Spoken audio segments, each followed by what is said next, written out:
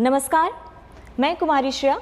शिक्षा की बात हर शनिवार के इस नए अंक में आप सभी शिक्षा प्रेमियों का हार्दिक स्वागत करती हूं, अभिनंदन करती हूं। आज पुनः आप सभी शिक्षकों के द्वारा पूछे गए सवालों के जवाब के साथ हमारे बीच मौजूद हैं शिक्षा विभाग के अपर मुख्य सचिव doctor S Siddharth sir. Sir, बहुत बहुत स्वागत है आपका। सर, पिछली बार हमने TRE 3 के प्रश्नों पर बात की थी। सर, उस संबंध में आप कुछ कहना चाहेंगे? देखिए, मैंने पिछली बार कहा था कि हम लोग TRE 3 का पोस्टिंग हम लोग कर देंगे और ऑलमोस्ट बन गया है। कल सबसे पहले प्रथम 11 जिलों का हम लोग पोस्टिंग ऑर्डर निकालेंगे। मंडे को दूसरे 11 जिलों का निकालेंगे और ट्यूसडे को बाकी जिलों का निकालेंगे। और सभी जो भी टीचर्स जिनको स्कूल अलॉटेड है, ये आदेश उनको दिया जा रहा है कि वो 15 तारीख, इस महीने की 15 तारीख से पहले अपने अपने स्कूल ज्वाइन कर लेंगे और शैक्षणिक कार्य संचालन करेंगे। तो मैं चाहूँगा कि वो सभी जो टीचर्स हैं वो अपने अपने स्कूल्स ज्वाइन करें। और ये हो सकता है कि उसमें किसी को कोई समस्या हो, अपनी व्यक्तिगत समस्या हो, लेकिन क्योंकि नई बहाली है इसलिए सभी को अपने अपने फर्स्ट पोस्टिंग जिलों में ज्वाइन करना आवश्यक है और बाद में अपनी जो व्यक्तिगत समस्या है वे DO के माध्यम से राज्य मुख्यालय को भेज सकते हैं। तो मेरी सबको ये शुभकामनाएं हैं कि सभी लोग अपना ज्वाइन करेंगे।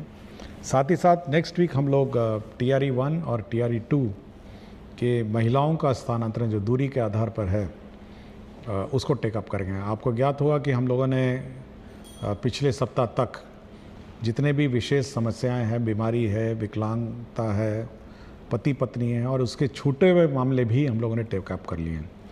अब केवल बच गए हैं हमारे महिलाओं से संबंधित जो दूरी वाला है।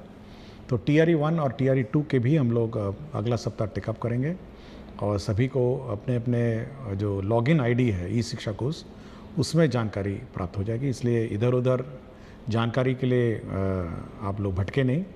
आपको अपने ई-शिक्षा कोर्स के लॉगिन में पहले तो SMS जाएगा और SMS जाएगा जिसके माध्यम से आप ई-शिक्षा कोर्स के लॉगिन में अपना अपना स्थानांतरण जिला देख सकेंगे। दूसरा एक मैं जानकारी ये देना चाहूँगा कि परसों मुझे एक पत्र मिला था अपने डाक में। मैं यूजुअली सभी पत्र बड़े ध्यान से पढ़ता हूँ, बहुत सारे लोग मुझे पत्र लिखते हैं। मैं उस पत्र में बहुत सारे इश्यूज़ थे और विशेषकर जो टीचर्स की समस्याएं हैं उसके बारे में बड़ी लंबी चौड़ी पत्र थी। और ये एक BPSC TRE 1 के जो शिक्षक हैं उन्होंने लिखा। मैंने 2-3 बार इस पत्र को पढ़ा और क्योंकि मैं इस कार्यक्रम के माध्यम से हम लोग शिक्षकों की, बच्चों की, स्टूडेंट्स की समस्याओं पर हम लोग प्रकाश डालते हैं। मैं चाहूँगा कि वो पत्र आप इस कार्यक्रम में पत्र है, थोड़ा इसको पढ़ा जाए इस पत्र को। जी सर। एक शिक्षक का शिक्षा विभाग के ACS doctor S Siddharth sir का नाम एक पत्र। आदरणीय ACS महोदय, अपर मुख्य सचिव शिक्षा विभाग, आपके द्वारा प्रत्येक शनिवार को एक YouTube चैनल पर शिक्षा पर चर्चा नाम से एक कार्यक्रम आता है जिसमें आपके द्वारा बड़े ही प्रमुखता से छात्रों तथा शिक्षकों के द्वारा पूछे जाने वाले सवालों का आप जवाब देते हैं।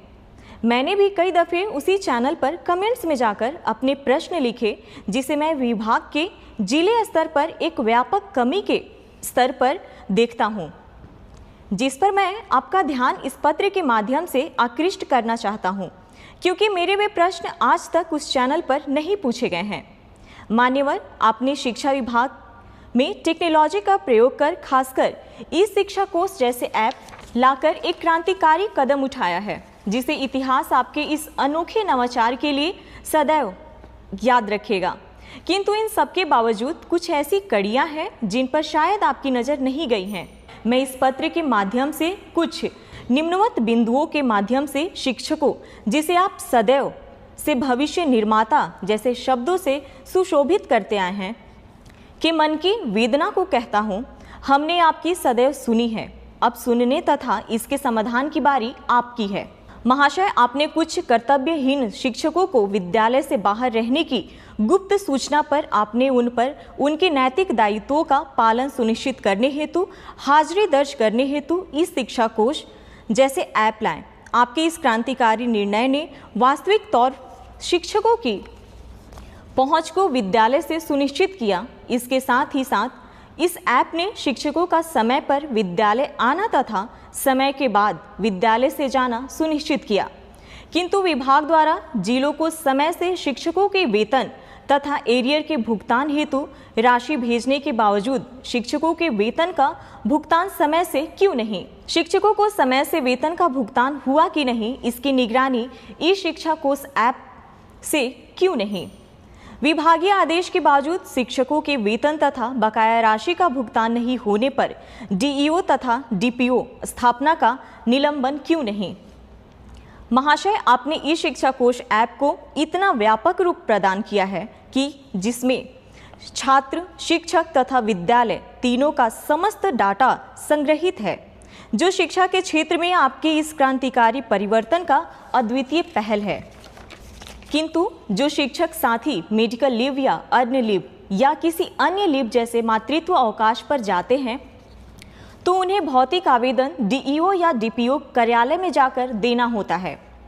तो फिर इन आवेदनों को आवश्यक साक्ष्यों के साथ ऑनलाइन ई शिक्षा कोष ऐप पर करने की व्यवस्था क्यों नहीं? महोदय, आपके विचारों से आपकी शिक्षा के क्षेत्र में सुधार करने का जो जज्बा है, हमें उससे भरपूर मोटिवेशन मिलती है। बिहार की स्कूली शिक्षा व्यवस्था को अद्वितीय बनाने का जो स्वप्न आपने और पूरी बिहार की जनता ने जो देखी है, हम उसे पूरा करने में अपना सर्वस्व निछावर कर चुके हैं। हम पूरे मन से, पूरी लगन से बच्चों को पढ़ाते हैं। हम उन बच्चों को भी पढ़ाते हैं जो पढ़ना नहीं चाहते हैं। हम उन अभिभावकों को भी प्रेरित करते हैं जो अपनी बच्चियों को पढ़ाना नहीं चाहते हैं। इतना करने के बाद हमें अपने वेतन भुगतान हेतु तथा बकाया राशि के भुगतान हेतु आपके डीईओ तथा डीपीओ के यहाँ क्यों जाना पड़ता है? हम शिक्षकों को भी अपनी माँ तथा अपने वृद्ध पिता का इलाज कराने हेतु पैसे की आवश्यकता होता है। आपने अपने हालिया भाषण में कहा कि शिक्षक का नौकरी कोई रोजगार नहीं है कि यह पैसे के लिए किया जाए। टीचिंग एक सबसे अलग जॉब है।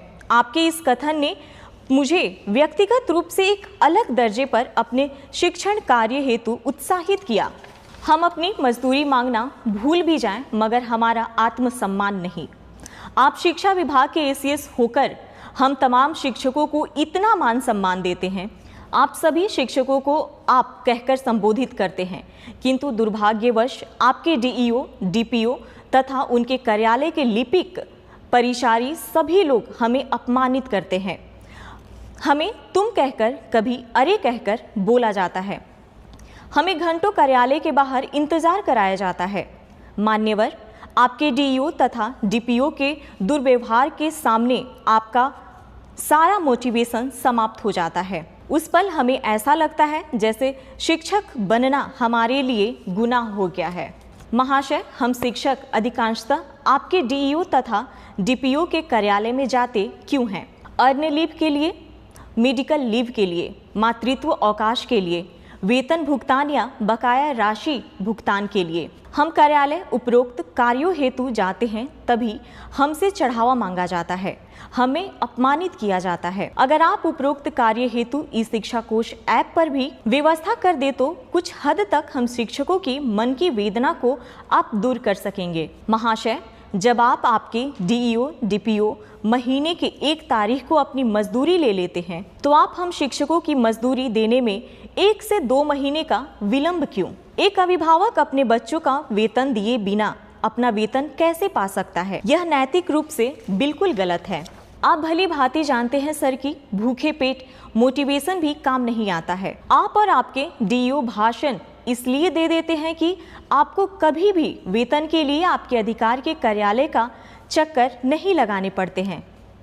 अतः महोदय से मेरा नम्र निवेदन होगा कि उपरोक्त बिंदु पर विचार करें ताकि बिहार के तमाम शिक्षक साथियों का दर्द कम हो। मैं इस पत्र को 2-3 बार पढ़ा और मैं इसीलिए इस पत्र को मैंने साझा किया क्योंकि इस कार्यक्रम को मेरे पूरे विभाग के अधीनस्थ सभी पदाधिकारी और कर्मचारी देखते हैं। और एक टीचर की वेदना जो है ना, जब वेतन समय पर नहीं मिलने का, उस वेदना को मैं बार बार हर मीटिंग में, जितना भी वीडियो कॉन्फ्रेंसिंग की मीटिंग होती है, मैं उनको कहता हूँ और ये मैं बार बार उनको चेतावनी देता हूँ। और आखिरी लास्ट टाइम मैंने जब मीटिंग किया था तो मैंने यहाँ तक चेतावनी उनको दे दी कि जब तक शिक्षकों का वेतन नहीं मिलेगा तब तक कार्यालय में जो पदाधिकारी हैं और कर्मचारी हैं, ग्रुप डी छोड़ के, उनका वेतन की निकासी नहीं की जाएगी। मैंने यहाँ तक लास्ट टाइम कह दिया। और इस शिक्षक जो मुझे लगा TRE 1 के बहुत ही कमिटेड टीचर है, मतलब ये मेरे विचार से जब मैंने पत्र को बड़े ध्यान से पढ़ा तो मेरे मापदंड में बहुत एक आदर्श टीचर है, मतलब एक टीचर जिसकी मैं परिकल्पना करता हूँ और शिक्षा व्यवस्था जिसके कंधे पे है। और मेरा बहुत उम्मीद है ये TRE 1, TRE 2, TRE 3 और सक्षमता पास जो टीचर हैं कि इस प्रकार की भावना और इस प्रकार का जो मतलब कमिटमेंट है, यही हम सभी शिक्षक से चाहते हैं। यह उसका दूसरा उद्देश्य था। लेकिन अब जो देख के मुझे लगा कि हमारे शिक्षक कार्यालय, शिक्षा विभाग का कार्यालय जो है, अब वेतन तभी उसकी निकासी होनी चाहिए जब हमारे टीचर्स का वेतन पहले निकासी होगा। सबसे पहले जो फर्स्ट राइट है, पहले टीचर्स का वेतन निकासी होगा, उसके बाद ही हमारा जो सरकारी कार्यालय है उसका होगा। यह मैं पहले भी कह चुका हूँ और मैंने लास्ट टाइम इसकी चेतावनी भी दी थी। और इस बारे में शिक्षा विभाग बहुत सीरियस है। दूसरा ये है कि आपने देखा होगा पिछले सप्ताह हमने एक ग्रीवांस हैंडलिंग पोर्टल, एक वेबसाइट ई शिक्षा कोर्स का पार्ट बनाया, जिसमें 11 अव्यय उसमें है, 11 कंपोनेंट्स हैं, जिसमें भुगतान के बारे में है, जिसमें टीचर्स का अन्य टीचर तंग करने के बारे में है, जिसमें पब्लिक को टीचर तंग करने के बारे में है, जिसमें अन्य टीचर गायब हो जाने के बारे में भी है, जिसमें इंफ्रास्ट्रक्चर के बारे में है, बहुत सारे हैं। और इसको मैं रोज़ सुबह और शाम देखता हूँ। और यह निश्चित रही है, मैं सभी टीचर जो भी शिकायत उसमें है, और बिल्कुल यही शिकायत थी उसमें। जब मैंने खोला कि कितना पेमेंट पेंडिंग है तो बड़ा दुख हुआ मुझे कि मातृत्व अवकाश 1 साल पहले लिया था, अभी तक वेतन नहीं मिला उस पीरियड का। छुट्टी लिया, उसका वेतन नहीं मिला। तो मुझे बड़ा ख़राब लगा जब मैंने लंबित वेतन और सैलरी और अरियर का जो कंपोनेंट देखा। तो मैं ज़रूर सभी को, मैं हमारे शिक्षक, जो हमारे शिक्षा विभाग के जो स्थानीय पदाधिकारी हैं, मैं ज़रूर चेतावनी देता हूं कि अगर कोई भी लापरवाही हुई शिक्षक के वेतन में, भुगतान में, तंग करने का, तो हम लोग उनकी जवाबदेही निर्धारित कर देंगे। ये मैं बिल्कुल स्पष्ट कर चुका हूं और इस पत्र में भी मैं स्पष्ट कर चुका हूं, मैं कोई लिखित में भी मैंने किया हुआ है। दूसरा है कि हम लोग ये व्यवस्था ज़रूर जो मांगा गया है कि सभी चीज़ें ऑनलाइन हो। आपके अवकाश है, ऑनलाइन होगा, आपका CL होगा, ऑनलाइन होगा, आपका मातृत्व अवकाश होगा, ऑनलाइन होगा। और जहाँ तक का ये आवेदन पत्र हैं, जैसे इन्होंने मेंशन किया है, अर्न लीव है, मेडिकल लीव है, मातृत्व अवकाश है, वेतन भुगतान का बकाया है, ये सभी अब हम लोग ऑनलाइन ही करेंगे। मतलब अब ये जो कार्यालय में कागज़ जमा करना, फिर लोकल जो स्थानीय क्लर्क के बारे में विलम्ब करना, ये बड़ी सीख है। मैं बहुत प्रभावित हुआ इस पत्र के बारे में। शिक्षक ने अपना नाम नहीं बताया, उसने केवल ये लिखा है, एक शिक्षक BPSC TRE 1। तो मैं बहुत प्रभावित हुआ इस पत्र से। और यह मैं अपने ऑफिसर्स को कहूँगा कि ये सभी जो कमेंट्स और जो सुझाव दिए गए हैं, तो इस पर अमल करें और यह सुनिश्चित करें कि जो टीचर्स हैं वो ज़्यादा से ज़्यादा समय अपने विद्यालय में बिताएं।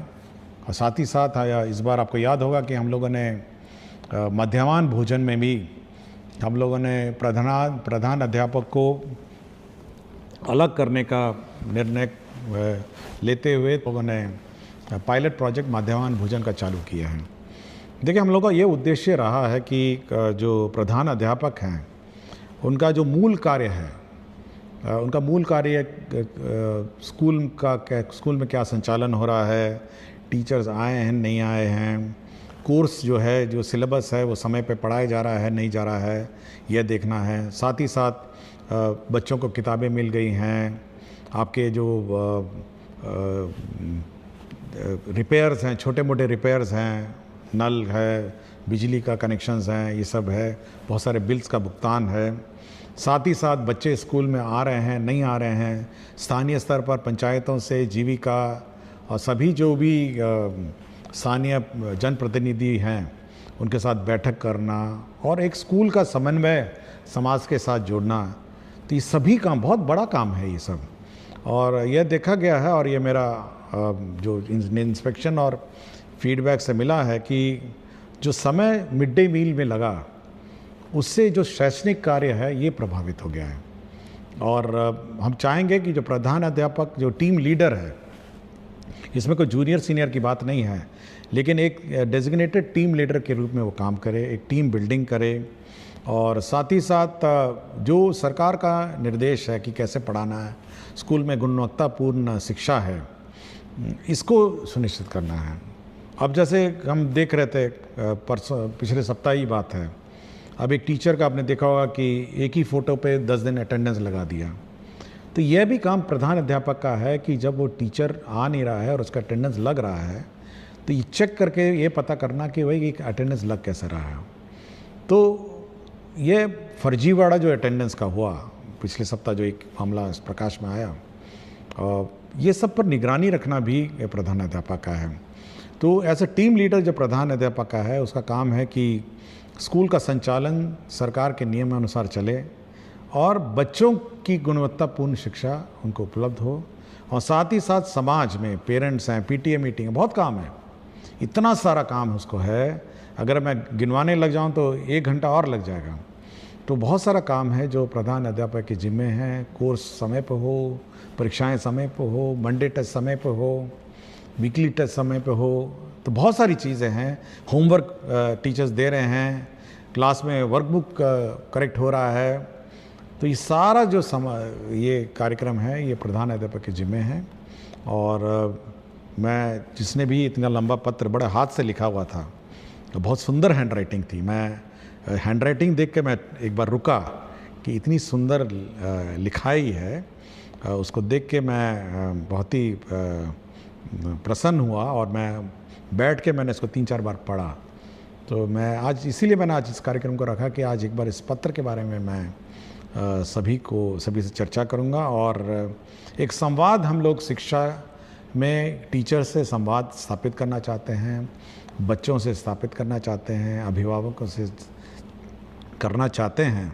और इसी कड़ी में मैं इस पत्र को आज मैंने पढ़ा, नमन करता हूँ, मैं उनको धन्यवाद देता हूँ कि शिक्षा क्षेत्र में सुधार के लिए उन्होंने मुझे पत्र लिखा।